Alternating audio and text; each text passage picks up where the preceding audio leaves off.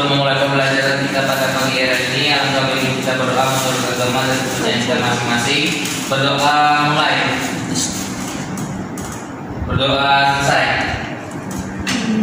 Oke, sebelum kita mulai pembelajaran, anak-anak silakan perhatikan kiri kanan garis mejanya ada di bawah, dan silakan kalian persiapkan alat tulis untuk menunjang pembelajaran hari ini. Untuk Nak Joshua, oke, rapikan bajunya. Kalau belum rapi, Siap, Bu. belum kita mulai pembelajaran. Sudah, Ibu. Oke. Pada pertemuan minggu lalu kita telah memasuki bab 6 ya, untuk materinya itu ancaman terhadap kecerdasan nasional. Nah, pada minggu lalu kita telah sedikit membahas materi yang di awal-awal. Materi apa yang kita pelajari pada minggu lalu, anak-anak? Silakan, Hasanah. Minggu lalu kita membahas tentang ancaman militer, Bu. Oke. Kalau untuk ancaman militer itu ada yang masih ingat materinya, ada yang bisa review sedikit? Hasanah lagi, silakan. Ancaman yang menggunakan kekuatan bersenjata yang dinilai dapat membahayakan kedaulatan negara. Bagus, tentang Hasanah.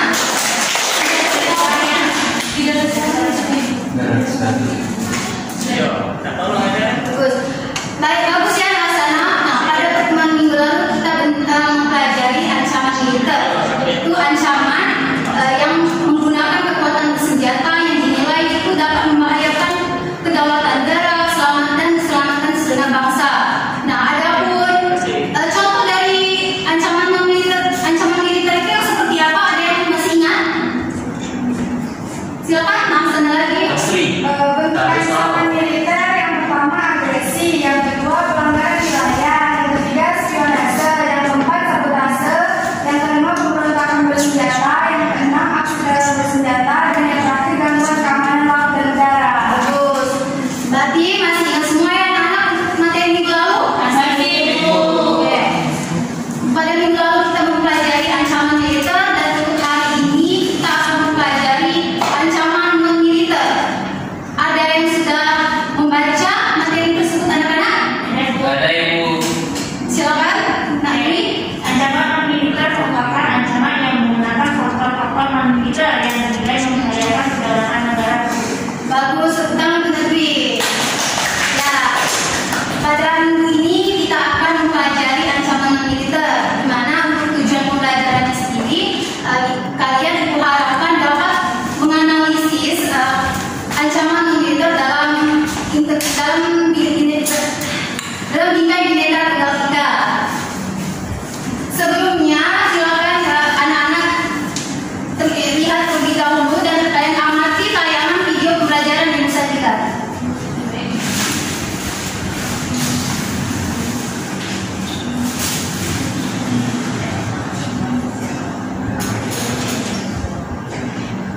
Cara memberikan kesehatan isi dengan dia menjelaskan bahwa sudah ada total 3 kasus COVID-19 kemarin sejak dinyatakan positif. Jalan untuk berbilang positif dibandingkan hari 4 atau sampai 2 yang sudah dimulai pada 24 Januari lalu. Selain itu, dia juga mengimbau masyarakat segera melakukan seluruh Tersebut merupakan salah satu contoh dari bentuk ancaman non-militer yang terjadi saat ini, yaitu sebuah pandemi COVID-19 yang saat ini melanda dunia, bahkan Indonesia sendiri. Kita telah mempelajari ancaman militer. Pada pertemuan kali ini, Ibu akan membahas mengenai materi yaitu ancaman non-militer. Pada ini, yaitu di KD 3.6 mengenai bingkai bineka tunggal ika, dan untuk tujuan pembelajarannya sendiri yaitu peserta didik dapat menganalisis ancaman non-militer terhadap integrasi nasional benar. Baik, sebelum kita membahas mengenai contoh dari bentuk ancaman non-militer, Ibu akan menjelaskan mengenai apa itu ancaman non-militer. Ancaman non-militer merupakan ancaman yang menggunakan faktor-faktor non-militer yang dinilai mempunyai kemampuan keselamatan segenap bangsa. Yang pertama, contoh bentuk dari ancaman non-militer ini yaitu ancaman terhadap ideologi, yaitu liberalisme, paham yang menekankan pada aspek kebebasan individu. Nah, kedua ideologi tersebut berkuasa. Yang kedua itu demonstrasi anarkis yang ketiga yaitu korupsi. Kan kurangnya minat penanaman modal dan mengurangi daya beli masyarakat dan budaya. Contohnya yaitu sikap individualisme. Yang kedua yaitu timbulnya daya putar yang selanjutnya yaitu ancaman di bidang teknologi dan informasi. Terdapat beberapa ancaman di bidang teknologi dan informasi yang dapat membahayakan itu ancaman di bidang kesehatan yang dapat dikatakan sebagai sebuah ancaman yang militer dan yang tidak beragam. Yang keempat yaitu rentannya kualitas pelayanan kesehatan. Itu saja pembahasan. Nah, itu saja materi ancaman non-militer dan bentuk dari ancaman non-militer itu sendiri. Nah, Joshua, Ibu lihat tadi tidak memperhatikan ya? Iya, Bu. Coba Joshua review sedikit apa isi dari video pembelajaran yang Ibu sajikan. Oke, baik. Jadi Bu, video pembelajaran tersebut membahas tentang ancaman non-militer, yang dimana ancaman non-militer ini merupakan ancaman yang tidak menggunakan kekuatan bersenjata, yang mana dapat membahayakan kedaulatan negara, ya, keselamatan dan keutuhan negara. Contohnya Bu seperti kemiskinan, pengangguran, kemudian sampai tahun 2019 sampai 2021 itu pandemi COVID. Jadi itu merupakan ancaman non-militer dan penyebaran berita hoax, Bu. Bagus. Untuk selanjutnya, kalau ada yang belum menjelaskan atau memaparkan video, silakan Joshua perhatikan. Baik, Bu. Nah, ancaman non-militer itu merupakan ancaman yang tidak menggunakan faktor non-militer, yang mana jika dibiarkan terus-menerus terjadi dapat menyebabkan suatu negara itu akan hancur. Contohnya seperti korupsi.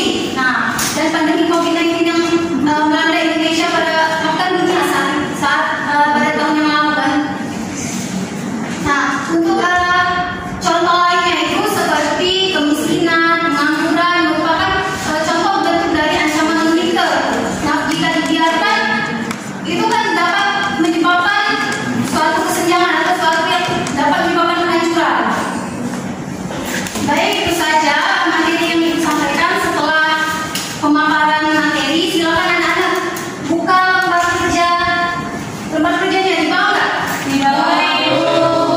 Silakan kalian buka kegiatan 3. Kegiatan 3 ya, Bu. Ya. Menganalisis video secara berpasang ya.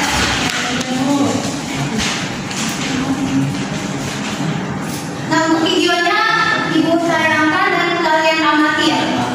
Setelahnya kalian analisis secara berpasangan dengan teman sebangkunya.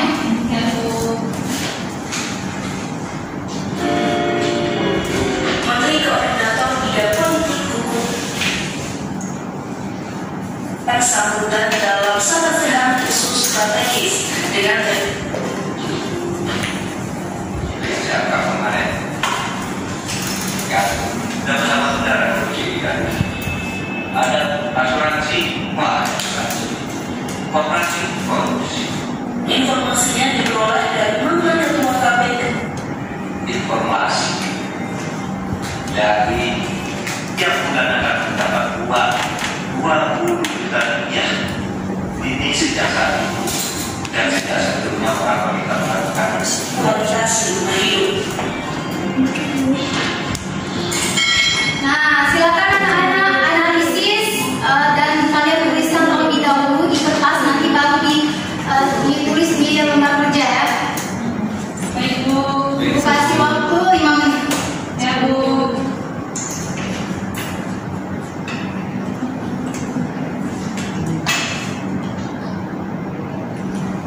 Oke, sudah semua anak-anak? Sudah, Ibu. Baik, kelompok siapa yang ingin maju, yang relawan, siapa yang maju duluan dapat nilai tambahan. Kami Ibu, silakan Mbak Iska.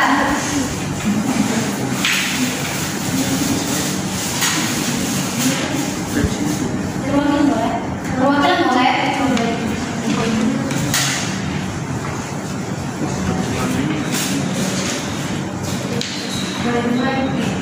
Baik, teman-teman sekalian, saya di sini mewakili teman satu kelompok saya ingin menyampaikan hasil diskusi diskusi kami tentang analisis dari video yang telah disampaikan.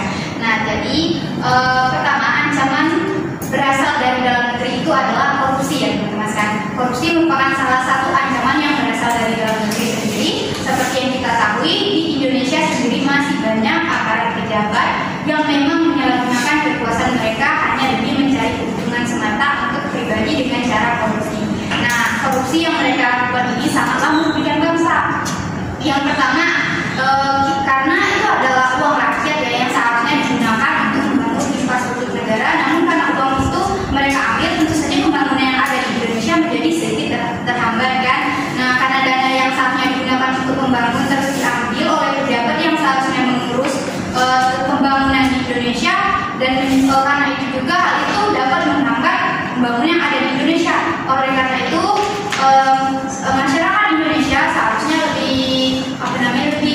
bisa selektif lagi, bisa menjadi warga negara yang baik lagi. Sebagai seorang pejabat, bagaimana seharusnya kita bisa bertanggung jawab. Nah, menurut kami juga di sini ada tambahan lagi, seperti yang kita tahu, korupsi itu bisa menghambat kemajuan bangsa dan juga bisa merugikan negara dalam jumlah yang besar. Oleh karena itu, sampai sekarang masyarakat berharap banyak supaya pejabat dan pemerintah lebih mementingkan bangsa daripada kemauan mereka, sehingga negara Indonesia bisa menjadi negara yang lebih maju dan bisa bersaing dengan negara lainnya.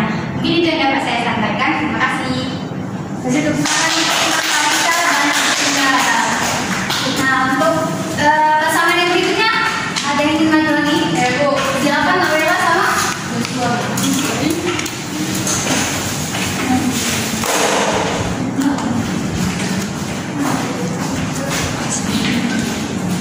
Baik, pertama-tama perkenalkan saya Wela Imam Marmini, mewakili rekan saya Joshua Ritoman. Jadi berdasarkan video yang ibu tayangkan tadi, dapat kami analisis bahwasanya